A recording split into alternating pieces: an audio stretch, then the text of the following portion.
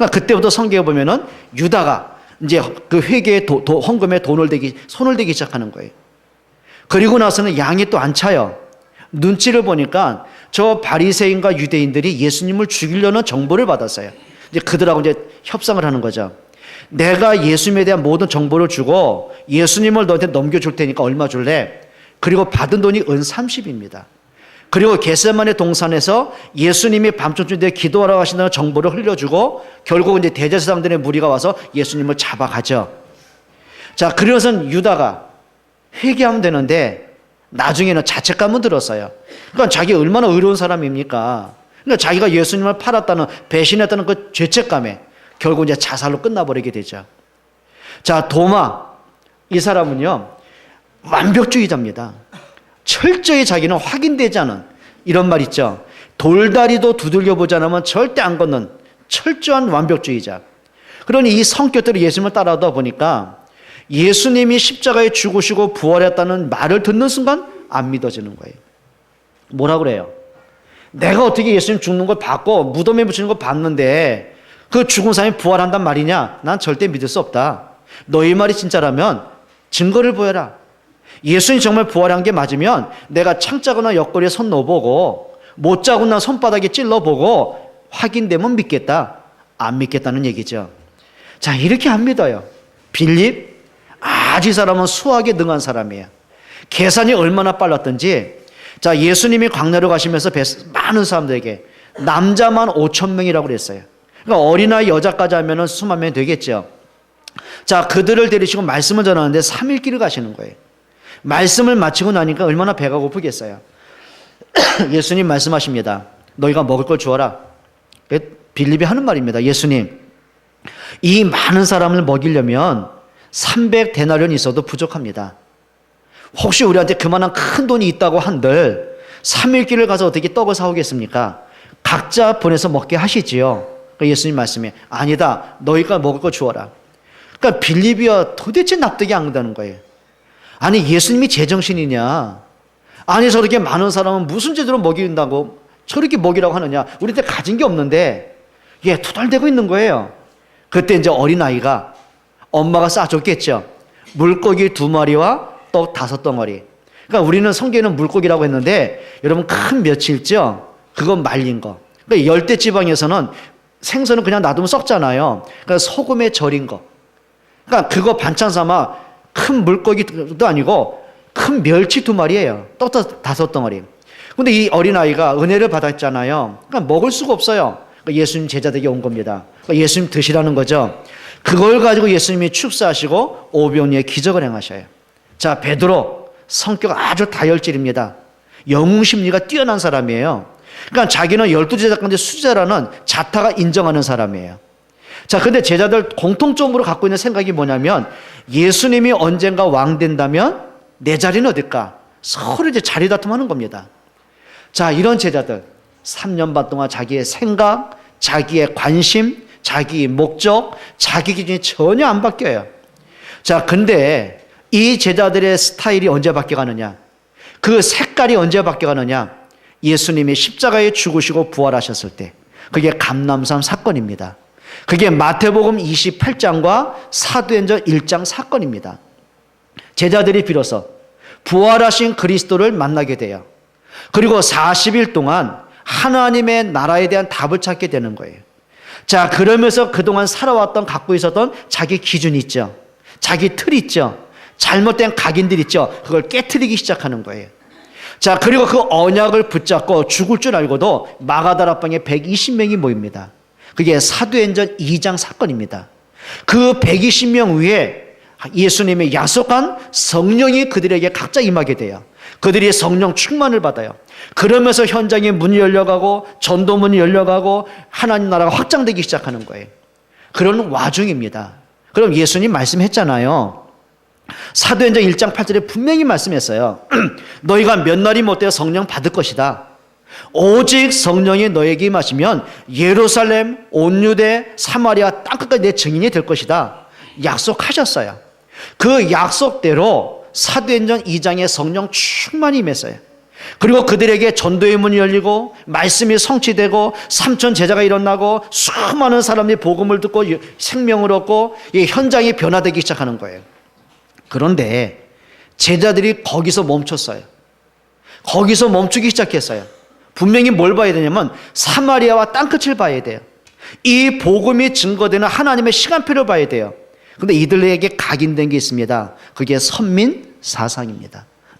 하나님이 택한 민족은 우리밖에 없다. 다른 이방인들, 다른 사람들은 개와 같고 그건 하나님 믿을 자격이 없다. 하나님 만나서는 우리밖에 없지. 어떻게 우리가 저 이방인들, 개와 같은 사람들에게 이 거룩한 복음을 전하겠냐? 예, 그게 선민사상입니다. 그리고요, 사도들의 그 사역 반경이 어디냐?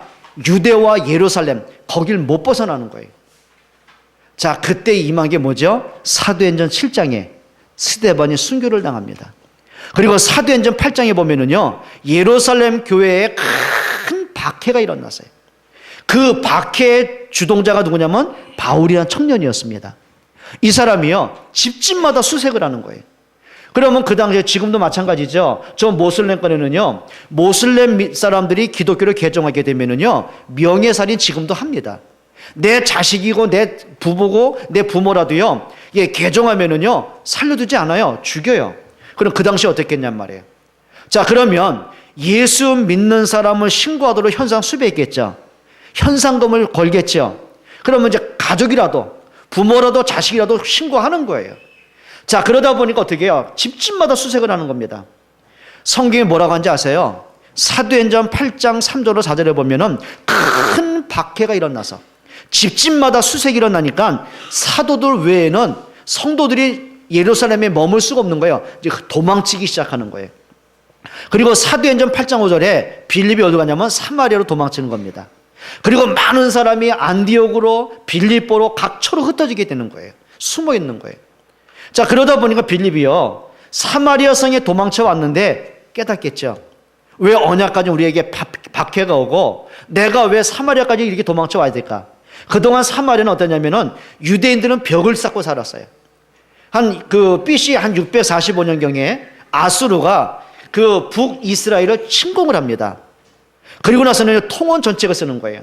그러니까 그 뿌리를 이제 말살시키는 거죠. 그래가지고 통원 정책을 이루어가지고는 그들이요, 아수르 사람과 이제 통원이 돼가지고는 이제 혈통이 무너지기 시작하는 거예요. 그러니까 남유대, 지금 말하는 이제 예루살렘입니다. 이 사람들은 그 사마리아 사람을 상종을 안 한 거예요. 혈통이 무너진 사람들, 언약을 깨트린 사람들, 자기들이 살기 위해서, 먹기 위해서, 자식들 가르치기 위해서 통원 정책에 인정한 사람들, 이래서 상종을 안 했어요.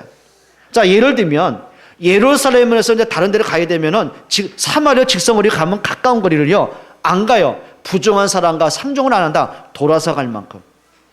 자, 근데 빌립이요, 사마리아 성에 들어가서 하나님의 시간표를 보는 겁니다. 아, 이거구나. 하나님이 사마리아와 땅가운데 증인된다고 했는데 우리가 이 언약을 잃어버리고 전도와 선교라는 관심을 잃어버리고 우리끼리 뭉쳐 있었구나. 이것 때문에 하나님 우리에게 박해를 줘가지고 나를 사마리아로 보내신 거구나. 내가 도망쳐온 것이 아니라 하나님이 나를 선교사로 파송한 거다. 잘 깨달았죠. 그리고 사도행전 8장 5절에 빌립이 사마리아 성에 내려가 그리스도의 복음을 전할 때 그 성에는 귀신들이 떠나가고 각세 불침병자가 치유받고 그 성에 큰 기쁨이 있더라. 생명운동, 치유운동, 복음운동, 전도가 되기 시작하는 거예요. 자, 그리고 나서는요, 사도행전 9장에 대대적인 핍박을 또 시작하죠. 그게 바울이 이제 돌아오기 시작하는 겁니다. 자, 이렇게 지금 복음이 증거되고 있는데 그래도 베드로가요, 이게 눈치가 안 채지는 거예요. 왜냐하면 베드로는 여전히 예루살렘 마가다라방 교회에 머물고서 자기는 전도 사역을 하고 있는 거예요. 자, 그러는 중에 하나님이 기도하고 있는 베드로에게 하나님이 환상을 보여주십니다. 그게 오늘 본문 사건입니다. 자, 베드로가 기도하다 보니까 하늘에서 뭔가 보자기가 내려와요. 그 안에 보니까 그 당시에 율법에 의하면 부정한 짐승들, 그러니까 율법 여러분 아시죠? 그때 굽이 갈라지고 되새김질하는 소라든지 양이라든지 염소, 이거는 먹게 했어요. 근데 돼지 같은 경우는 굽은 갈라졌는데 되새김질 안 하셨잖아요. 그 이제 구약에는 율법상 이게 부정한 짐승, 많은 곤충 등 벌레들, 이게 이제 보자기에 쌓여 내려오는 거예요. 근데 하나님이 말씀하십니다. 베드로야, 잡아먹어라. 베드로가 항변하는 겁니다. 하나님, 내가 지금까지 이렇게 부정한 음식을 먹어본 적이 없습니다. 이건 율법에 금한 부정한 음식입니다. 그러니까 하나님이 또 말씀해요. 아니다. 내가 깨끗하게 했으니 부정하다 먹어 잡아먹어라. 그 논쟁을, 하나님과 베드로의 그 논쟁이 3번 반복됩니다. 그리고 보자기가 하늘로 올라가는 그 환상을 이제 베드로가 보는 겁니다. 자, 근데 이게 뭘까? 이게 하나님의 어떤 계획일까? 하나님의 어떤 시간표일까? 고민하고 있는데 마침 그때 고넬료가 보낸 하인들이 찾아옵니다. 그리고 고넬료가 똑같이 기도한 내용을 이제 베드로가 듣게 됩니다. 이제 가죠. 그러면 베드로 마음속에 찜찜한 겁니다. 나 유대인인데, 내가 이방인 집에 가야 된다는 게 말도 안 돼. 근데 지금 하나님이 자기한테 성령이 지시한 게 있잖아요. 가기는 가는 겁니다. 그러면서 베드로가 뭐라고 하는지 아세요? 고넬료와 그 사람들을 만나면서 찜찜한 자기 소견을 말하는 겁니다. 그게 28절입니다. 한번 보세요. 이르되 유대인으로서 이방인과 교제하며 가까이 하는 것이 위법인 줄 너희도 안다. 지금 내가 너희 집에 올 수 없는 상황 알지 않냐? 나는 유대인, 너는 이방 로마 사람인데 이 유대인이 이방인과 만나는 게 그게 불법이다. 근데 왜 불렀냐? 얘기해봐라. 빨리 얘기해봐라. 나 가게. 이제 그 말입니다. 이제 그러면서 고넬료가 이제 성령의 메시지를 이제 베드로에게 말합니다. 그러면서 베드로가 뭘 깨달아가냐면요. 한번 보세요. 자, 34절, 35절입니다. 또 한번 볼게요. 34절. 베드로가 입을 열어 말하되 내가 참으로 하나님은 사람을 외모로 보지 아니하시고 각 나라 중 하나님을 경외하며 의를 행하는 사람은 다 받으신 줄 뭐했노다? 뭐했다고요? 깨달았도다. 지금 베드로가 이제 비로소 이제 하나님의 계획을 발견하기 시작하는 거예요. 베드로는 지금까지 유대인이고 선민 사상에 붙들려 있었어요. 율법주의에 지금까지 묶여 살아왔어요. 예수님을 따라다니면서도 마가다락방에 성령 충만을 받고도 현장에서 되어지는 일을 보면서도요, 자기 속에 각인된 거 있잖아요. 이걸 안 깨트리는 거예요. 자기의 틀이 있죠. 그걸 안 깨트리는 거예요. 그러면서 비로소 고넬료를 만나면서 자기 틀이 하나하나 깨지기 시작하는 거예요. 그러면 완전히 깨지면 얼마나 좋겠습니까? 완전 복음으로 회복되면 얼마나 좋겠습니까? 근데 사람이요, 그 어릴 때부터 지금까지 살아오면서 각인된 거 있죠. 뭔가 부모님을 보면서 삶을 하면서 교회 생활하면서 신앙생활하면서 교회를 보고 중자를 보고 목사님을 보고 부모님 보면서 자기 속에 이게 꽉 차 있는 거 있죠. 그게 의식 속에, 무의식 속에, 잠재의식 가운데 다 고정으로 바뀌는 게 있어요. 여러분, 이거 바뀔까요? 안 바뀔까요?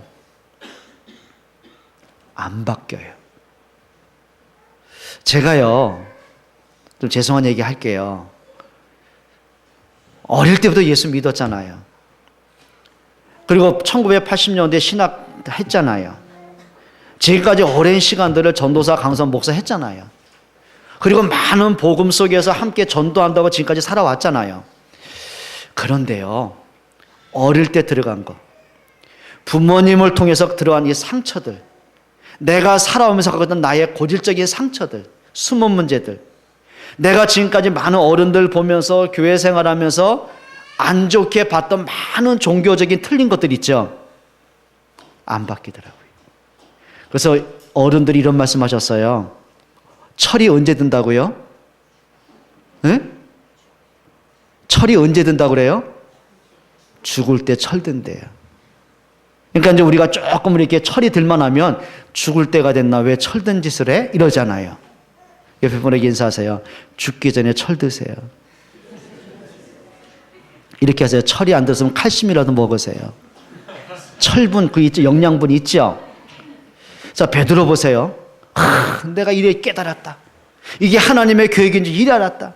내게 있는 그 틀린 각인된 선민세상, 이게 복음이 아닌 율법인 걸 깨달았다. 이제 깨달았어요. 그럼 깨달았으면 그대로 살면 되잖아요. 안 해요. 갈라디아 2장 11절 한번 보세요. 성경 한번 보세요. 갈라디아 2장 11절입니다. 제가 한번 볼게요. 지금 베드로가 이제 순회 사역을 하는 겁니다. 그리고 안디옥까지 이르렀습니다. 자, 그러다 보니까 안디옥에 많은 이방인들이 복음을 듣고 교회 오겠죠. 그들과 이제 메시지 나누고 팀 사역도 하고 이제 식사를 하는 거예요. 식사를 하는 중에 불쑥 유대인들이 그 집에 방문한 거예요. 그러니까 베드로가 순간 놀란 거죠. 그러니까 유대인들에게 들키잖아요. 아, 내가 유대인으로서 이방인과 밥을 먹고 있다. 그럼 소문 날 거 아닙니까? 몰래 도망가다가 그걸 이제 누구한테 들키냐면 바울에게 들킵니다. 바울이 이렇게 말하는 겁니다. 2장 11절 보세요. 게바가, 여기서 말하는 게바는 베드로입니다. 게바가 안디옥에 이르렀을 때에 책망받을 일이 있기로 내가 그를 대면하여 책망하였다.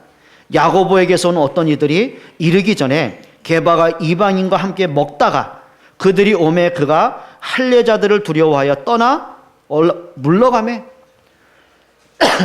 자, 복음을 듣고 이제 예수 영접한 이방인과 식사하다가 할례받은 유대인이 오는 걸 보고서요, 베드로가 이제 도망가는 거예요. 왜? 소문 날까 봐. 여러분, 이게요, 각인된 거 있죠. 체질 있죠. 생각 있죠. 안 바뀝니다.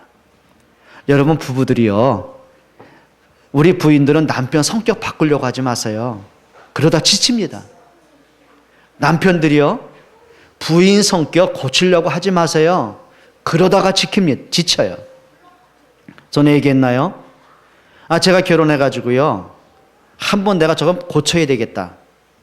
그리고 시도하다가 10년 넘도록 못 고치고 내가 바뀐 게 있어요.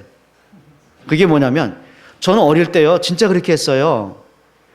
옛날엔 치약이요, 지금처럼 좋은 치약 아닙니다. 그 케이스가요, 옛날에 코킹오일 같은 그런 거 있잖아요.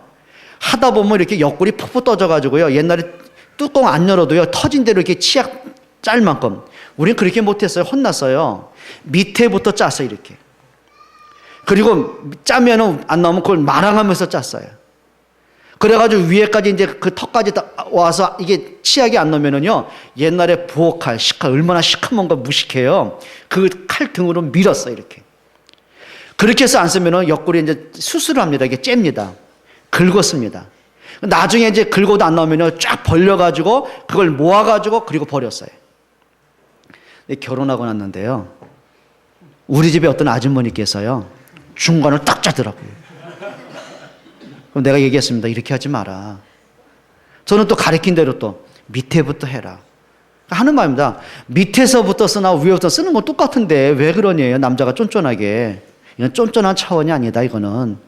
그러니까 해봐라. 그러니까 하다가 옆에 터지잖아요. 봐라, 이래서 내가 하지 말란 거 아니냐. 그럼 옆에서 나오는데 짜라는 거예요. 10년 넘게 싸웠는데 결국은 내가 바뀌었어요. 할렐루야. 감사한 게 뭐냐면 치약이 바뀌었어요. 중간에 써도 옆구리 안 터지는 치약이 나왔어요. 이젠 제가 중간에 짭니다, 이제. 예, 제가 이제 세뇌가 당했어요. 안 바뀌어요. 안 바뀌어요.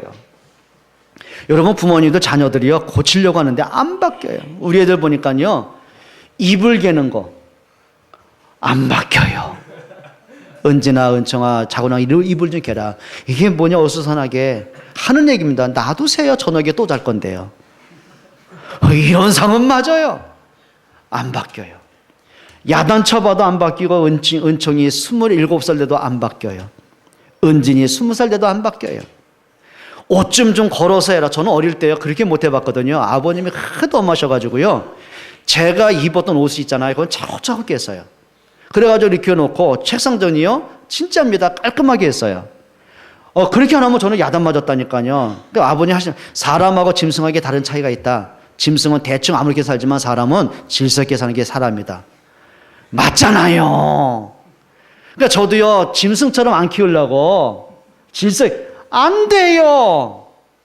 안 되더라고요. 그래서 제가 포기했습니다. 그러다 보다 이제 안 되면 열이 받지만 한마디 하는데, 화내도 얘들이 느낌이, 왜 아빠 화내서 이해를 못하는 거 있잖아요. 야, 그런데 제가 놀란 게요, 남의 집 가서 하는 거 보면은요, 너무 깔끔해요. 너무. 한 번은 은청이가요, 일본 유학 갔는데 그 집에 있던 권사님이 저를 만난대요. 목사님, 따님을 어떻게 잘 교육시키고 잘 키우냐요. 제가 이해가 안 돼가지고. 왜 그랬더니요, 일단 가족끼리 밥을 먹고 나면 다 가지고 설거지 지가 다 하고요, 청소 다 하고요, 빨래 널면 지가 다 걷어오고요, 안 시켜도 일찍 일어나고요. 제가요, 배신당한 느낌 있잖아요.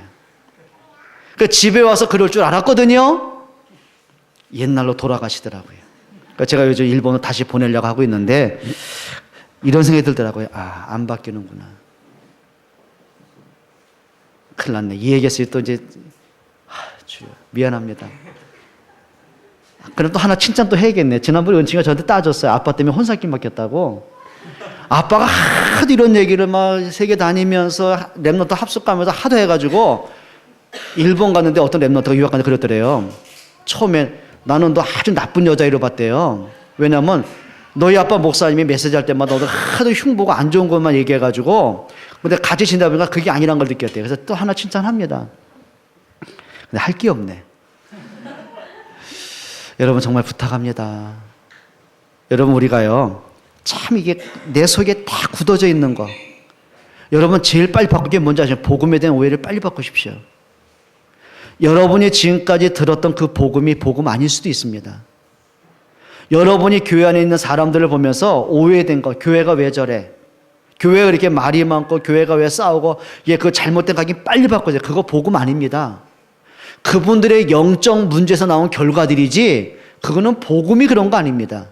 진짜 복음을 사랑하는 사람, 정말 복음의 비밀을 가진 사람, 정말 복음을 누리는 사람은요 그리 안 합니다.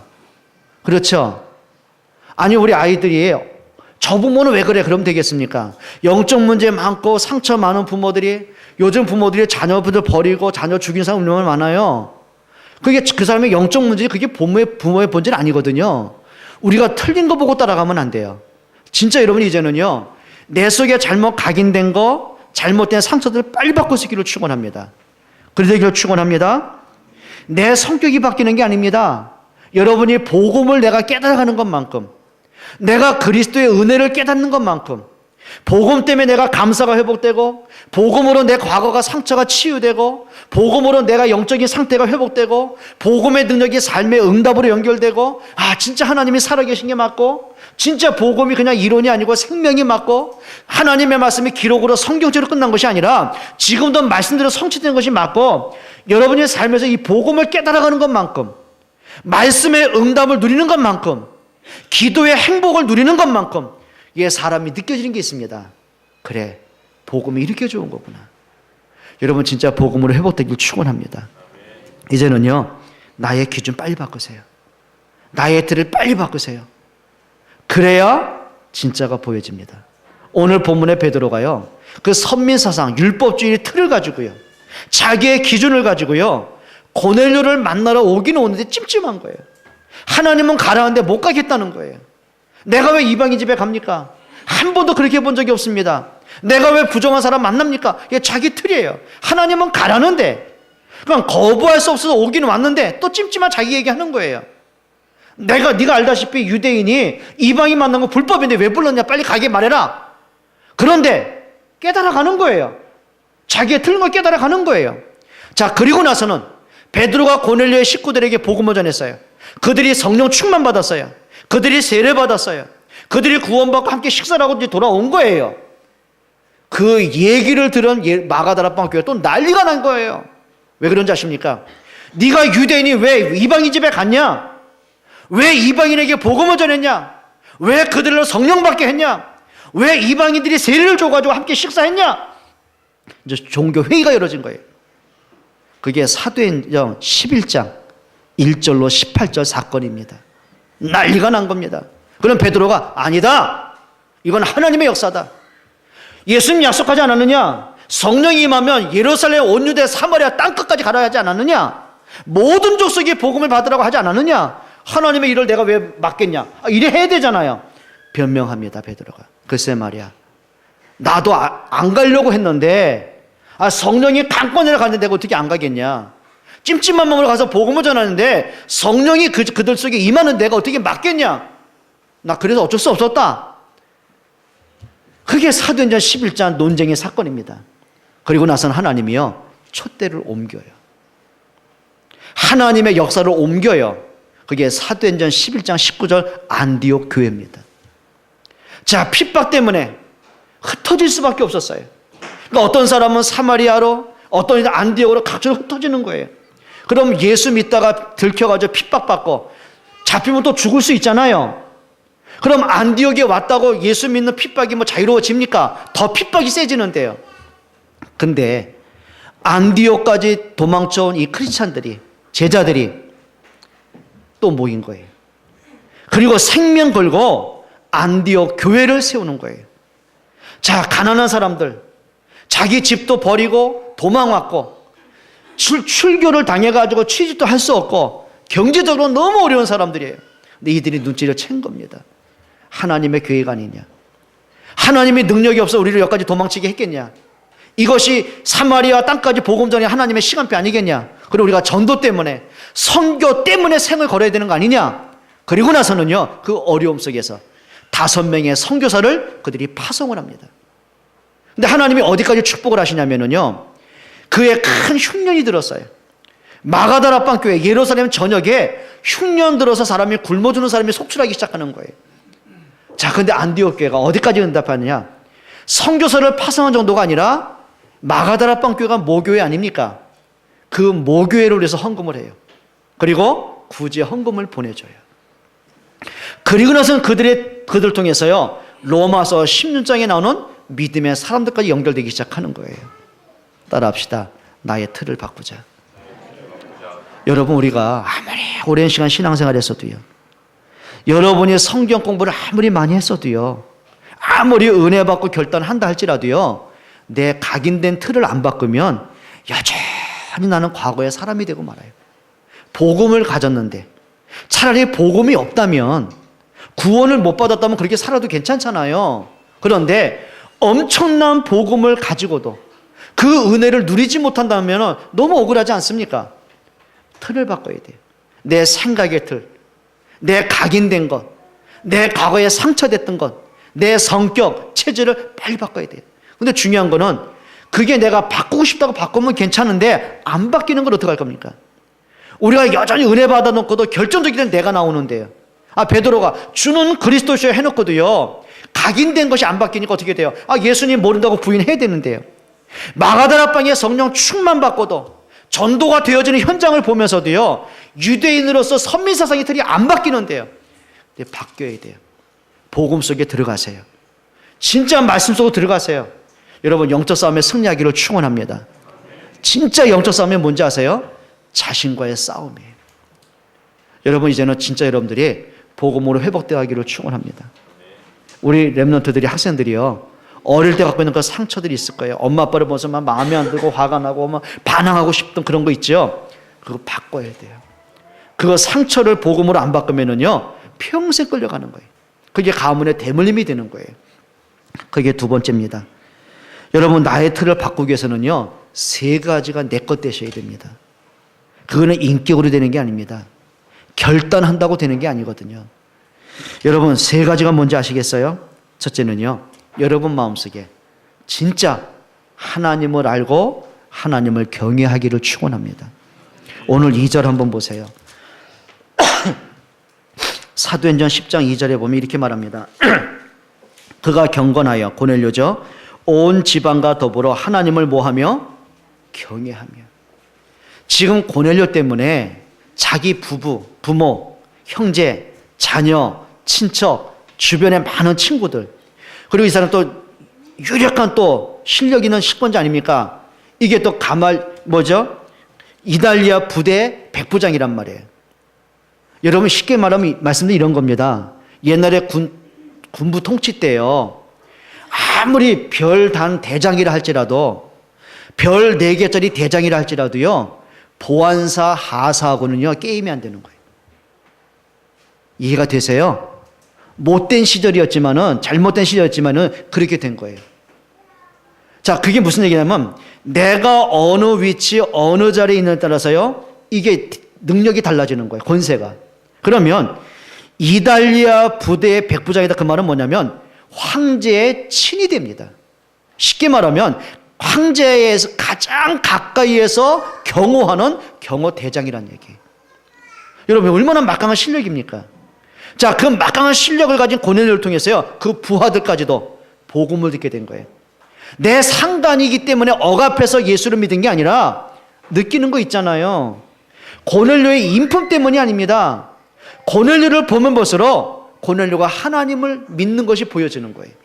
자, 그러면 그 당시에 이 고넬료는요, 로마 사람이고 거기다가 황제 경호대장입니다. 그러면 자기가 지금 장악한 식민지를 붙잡고 있는 이스라엘에서 태어난 그 예수를 믿겠냔 말이에요. 그 예수를 주로 그리스도로 믿을 수 있겠냔 말이에요. 그건 수치 아닙니까? 근데 그게 아니었어요. 이 고넬료 마음속에 복음이 들어가는 거예요. 그리스도가 깨달아지는 거예요. 그러면서 그 마음속에 하나님을 뭐 했어요? 경외하기 시작하는 거예요. 여러분, 신앙은요, 인격 수양이 아닙니다. 믿음은 우리가 뭔가 열심히 해보자 그런 노력이 아닙니다. 믿음이 뭔지 아세요? 하나님과 나와의 관계입니다. 내가 하나님을 믿는다. 그 말은 이 땅에 많은 종교가 있는데 그 종교 가운데 내가 괜찮은 기독교를 선택한 게 아니고요. 내가 하나님을 믿는다. 나는 그 하나님 창조되심을 믿는 거예요. 하나님의 전능하심을 믿는 거예요. 하나님이 과거에 끝난 하나님이 아니라 지금도 살아계신 그 하나님을 믿는 거예요. 하나님 앞에 단순히 위로받고 내가 문제가 있으면 해결받고 문제 해결해 주는 그런 하나님이 아니라 하나님의 절대 주권과 하나님의 절대 계획을 인정하는 거예요. 그걸 하나님을 경외한다고 하는 거예요. 우리 모든 중직자들 성도들 하나님 믿기를 축원합니다. 여러분 진짜 믿기를 축원합니다. 성경에 말합니다. 네가 믿느냐? 너희는 나를 누구라고 믿느냐? 그때 베드로는 이렇게 고백합니다. 주는 그리스도시요 살아계신 하나님의 아들이십니다. 여러분 정말 하나님 경배할 수 있기를 축원합니다. 하나님을 경외한다. 진짜 그 은혜를 받는 사람이죠. 자, 그러면 여러분 나와 맞을 게 뭐냐면 말씀이 나와 맞아야 돼요. 그게 오늘 44절 한번 보세요. 베드로가 이 말을 할 때에 성령이 말씀 듣는 모든 사람에게 내려오시니 어떤 말 한 걸까요? 오늘 몇 가지 봐야 됩니다. 그냥 단순한 말이 아닙니다. 그 앞에 있는 말씀이에요. 예수가 그리스도라는 언약을 들을 때 그 말이에요. 여러분 진짜입니다. 30절에 보면 만유의 주 되신 그리스도를, 그리고 생명이신 그리스도를, 마귀를 멸하시고 우리를 해방하신 그리스도를 요 말할 때, 진짜 복음을 들을 때, 예수가 그리스도라는 언약을 들을 때. 근데 이상하죠. 그 말씀 듣는 고넬료와 그 가족들, 그 집에 있는 모든 사람에게 성령이 임하세요. 여러분 말씀이 여러분 것 되길 축원합니다. 그냥 힘들 때, 외로울 때 그냥 위로받는 말씀이 아니라 말씀에서 인생의 답을 찾으세요. 인생의 결론 내세요. 여러분 모세는 분명한 게 있습니다. 레위 지파 아닙니까? 피제사를 아는 사람이라니까요. 근데 80년 동안 모세가요 말씀 없이 하나님 믿었어요. 그냥 종교적인 하나님 믿었어요. 그냥 애굽에서 살다 보니까 애굽에 우상문화, 종교문화 많이 있잖아요. 그 많은 종교의 흐름 속에 하나님을 보는 거예요. 자, 모세가 자기 친아버지가 레위 지파인데 날마다 수도 없는 양 잡아서 피 흘리잖아요. 번제물 드리잖아요. 그런데 뭘로 본지 아십니까? 생명으로 안 봤어요. 능력으로 안 봤어요. 하나의 종교 행위로 보는 거예요. 그게 모세의 큰 문제였습니다. 그러니까 80년 동안 방황할 수밖에 없어요. 하나님을 믿으면서 방황을 했어요. 피 언약을 알면서도 인생 실패했어요. 그게 모세의 삶이었거든요. 근데 모세가 80세에 되던 해에 하나를 깨닫게 된 거예요. 그게 출애굽기 3장 18절입니다. 하나님이 모세에게 주신 말씀이죠. 모세야, 이 백성은 내게 희생 제물 드릴 백성이다. 피의 백성이다 그 말이에요.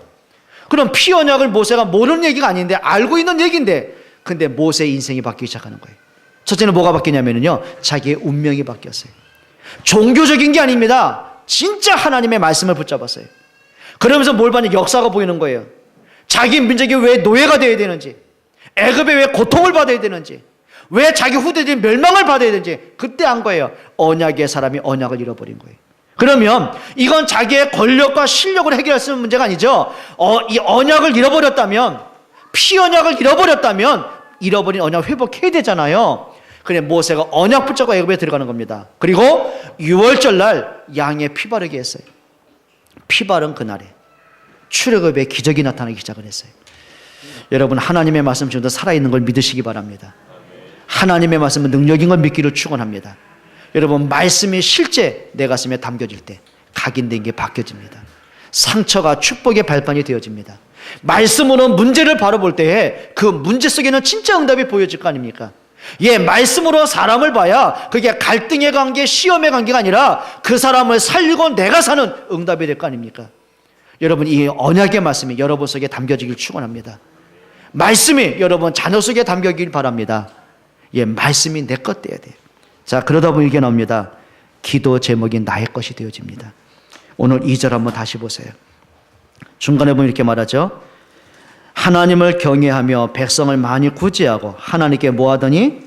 항상 기도하더니. 항상 기도하더니. 그러니까 고넬료가요, 하나님을 믿고 나서부터 회복된 게 있습니다. 항상 기도의 힘을 가졌어요. 또 이렇게 말하죠. 4절 보세요.